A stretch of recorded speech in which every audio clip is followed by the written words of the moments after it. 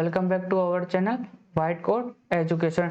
Today's topic is spermatogenesis. Spermatogenesis के अंदर हम पढ़ेंगे कि जो स्पर्म्स का फॉर्मेशन है वो किस तरीके से होता है. जैसे कि हमने oogenesis के अंदर जाना कि जो सेकेंडरी oocyte है उसका फॉर्मेशन कैसे होता है कि इंट्रा यूटेराइन लाइफ से ही क्या होने लग जाता है. oogenesis की जो वो प्रोसेस है वो क्या होने लग जाती है, स्टार्ट होने लग जाती है. और आज हम क्या पढ़ने वाले हैं, स्पर्मेटोजेनेसिस यानी कि फॉर्मेशन ऑफ स्पर्म. ओके, देखो स्पर्मेटोजेनेसिस डेफिनेशन की तरफ चलते हैं. Formation of sperms from male germ cells. Male germ cells का मतलब क्या है कि मेल के अंदर जो जर्म सेल्स रहती हैं जो क्या बनाती है, स्पर्म बनाती हैं, हम उनको क्या कहते हैं, spermatogonia. And their differentiation into spermatozoa called spermatogenesis.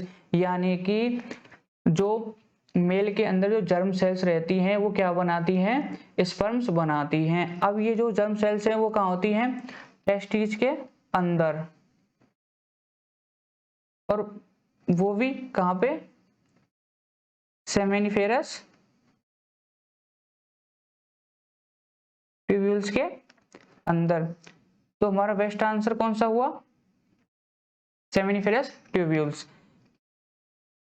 अब तक हमारा आंसर क्या था, टेस्टिस. की भाई स्पर्मेटोजेनेसिस की जो प्रोसेस है वो क्या होती है, कहाँ होती है, टेस्टिस के अंदर. और बेस्ट आंसर अगर और अंदर डिटेल्स में जाएं तो हम सेमेनिफेरस ट्यूब्यूल्स के अंदर. देखो, this process start in males at the time of puberty. यानी कि ये जो प्रोसेस है वो कब स्टार्ट होती है, प्यूबर्टी के टाइम पर. जो oogenesis की जो प्रोसेस थी हमने पिछली वीडियो में देखी थी वो कब स्टार्ट हो रही थी, इंट्रा यूटेराइन लाइफ के टाइम पे ही. लेकिन ये कब हो रही है, ये प्यूबर्टी आने पे हो रही है. स्पर्मेटोजेनेसिस जैसे मैं भी बता दिया कहाँ होती है, टेस्टिस के अंदर भी कहाँ पे, सेमेनिफेरस ट्यूब्यूल्स के अंदर. अब देखो, सबसे पहले हम एक छोटी सी जो डिटेल्स है हम बेसिक उसको जान लेते हैं कि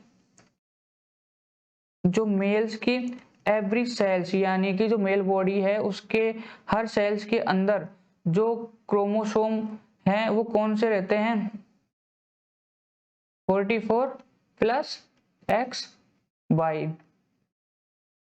मेल्स के अंदर जो क्रोमोसोम्स है वो कैसे रहते हैं, 44 प्लस XY.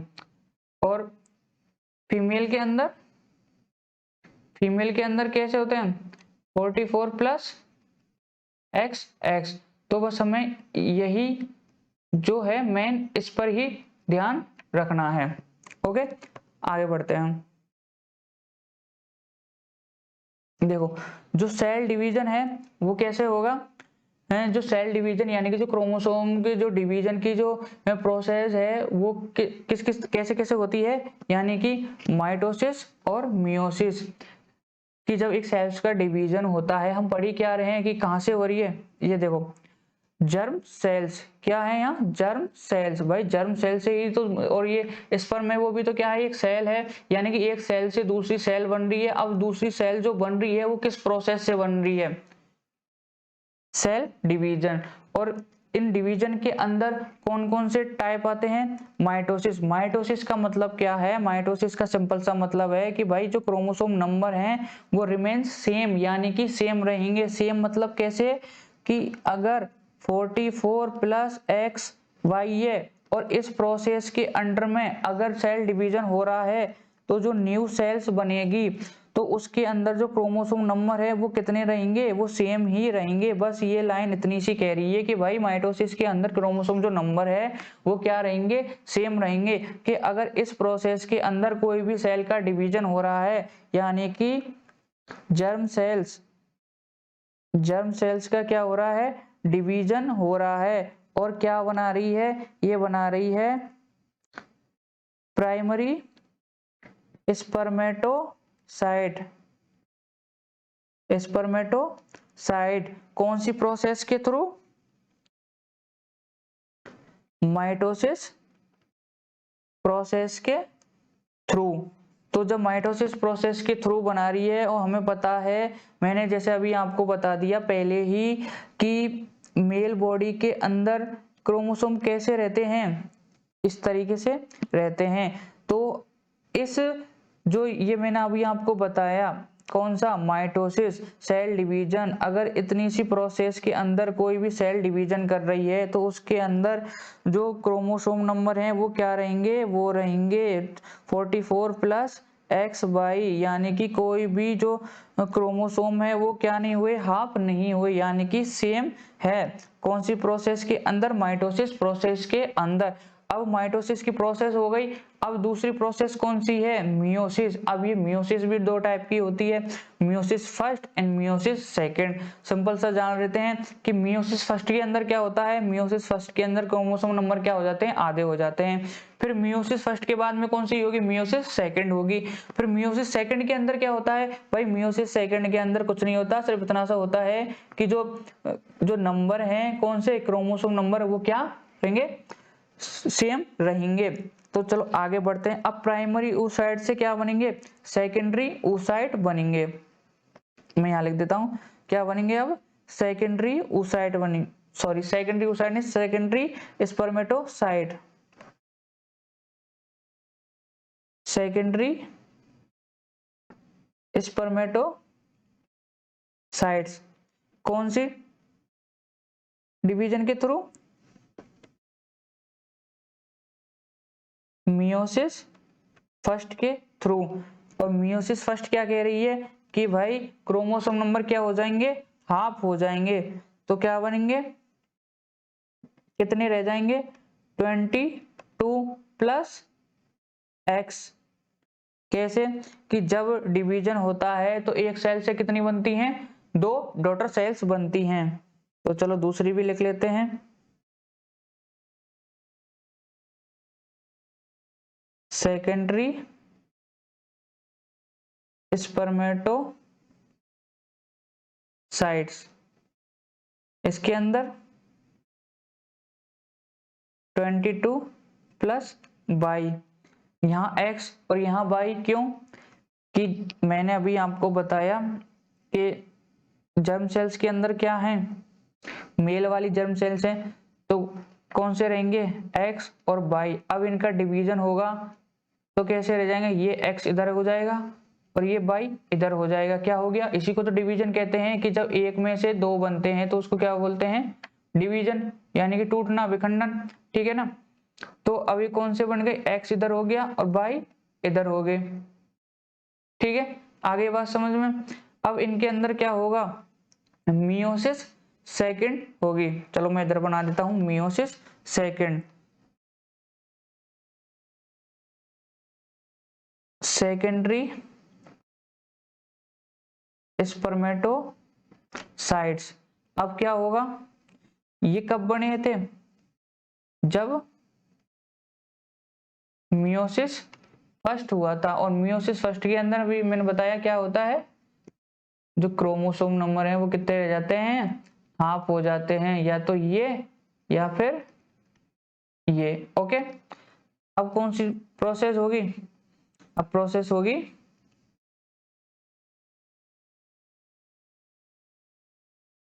मियोसिस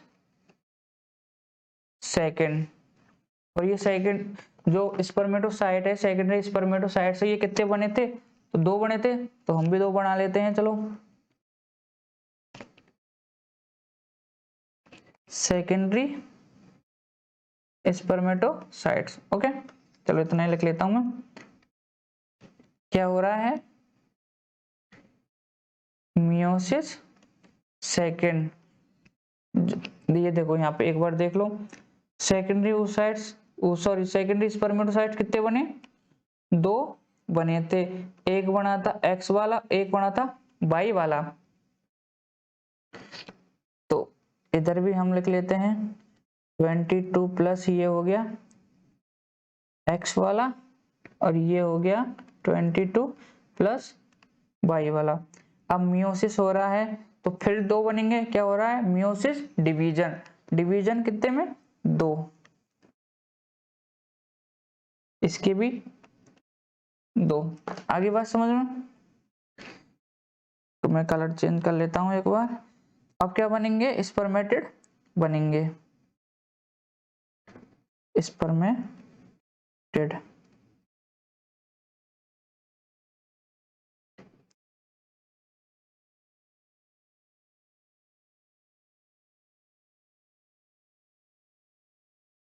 और जो नंबर है वो कितने रहेंगे? मेयोसिस सेकंड के अंदर कितने रहते हैं?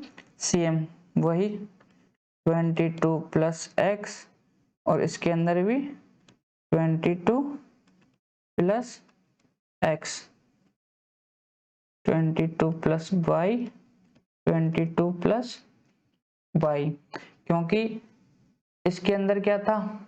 y क्रोमोसोम, और तो फिर इनके अंदर भी क्या रहेंगे? वही y क्रोमोसोम, और इसके अंदर x वाला, और इसके अंदर भी कौन सा रहेगा?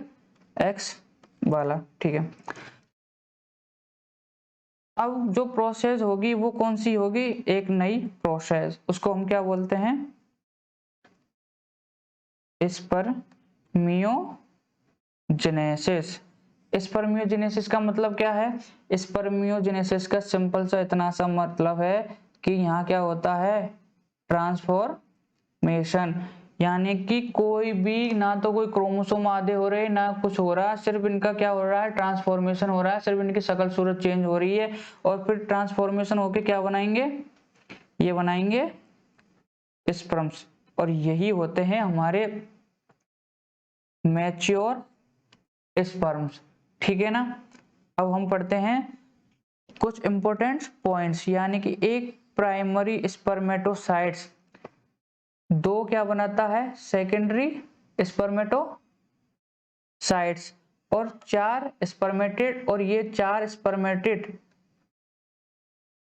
स्पर्मियोजेनेसिस की प्रोसेस को कंप्लीट करके क्या बनाते हैं? 4 स्पर्म्स बनाते हैं। कि एक प्राइमरी स्पर्मेटोसाइट से कितने बन रहे हैं? 2 सेकेंडरी स्पर्मेटोसाइट्स बन रहे हैं, और 2 स्पर्मेटोसाइट से क्या बन रहे हैं? 4 स्पर्मेटेड बन रहे हैं, और 4 स्पर्मेटेड स्पर्मियोजेनेसिस की प्रोसेस कंप्लीट करके क्या बना रहे हैं? 4 स्पर्म्स बना रहे हैं। देखो, जर्म सेल से मेल जर्म सेल से स्पर्म बनने की जो प्रोसेस है उसको क्या बोलते हैं हम? स्पर्मेटोजेनेसिस। ठीक है ना? और स्पर्मियोजेनेसिस यानी कि ट्रांसफॉर्मेशन ओनली। ठीक है ना? ना कोई डिवीजन हो रहा ना कुछ हो रहा, सिंपल सा क्या हो रहा है? ट्रांसफॉर्मेशन हो रहा है, और क्या बना रहे हैं? स्पर्म्स बना रहे हैं। मेरे समझाने का सिर्फ इतना सा मतलब है कि ये तो है स्पर्मेटोजेनेसिस, और ये है स्पर्मियोजेनेसिस। स्पर्मेटोजेनेसिस के अंदर तो फॉर्मेशन हो रहा है, स्पर्म्स बनने हैं, और इसके अंदर क्या हो रहा है कि स्पर्मेटेड है वो ट्रांसफॉर्मेशन किस में हो रहे हैं? स्पर्म में हो रहे हैं। ओके, देखो अब ये स्पर्म बनने में कितना टाइम लगता है? टाइम कितना है? ड्यूरेशन कितना है? Time duration 70 to 74 days. आगे बात समझ में? यानी कि टाइम ड्यूरेशन है किसमें? स्पर्मेटोजेनेसिस में कितना टाइम लगता है? 70 to 74 डेज। और एक स्पर्म की साइज कितनी होती है? 50 to 60 माइक्रोन। ठीक है? और फर्टिलाइजेबल जो स्पान है ऑफ स्पर्म का, यानी कि जो स्पर्म है वो कितने घंटे तक जिंदा रह सकता है? किसके लिए? फर्टिलाइजेशन के लिए 48 to 72 आवर्स, इसलिए बोलते हैं इसको फर्टिलाइजेबल स्पैन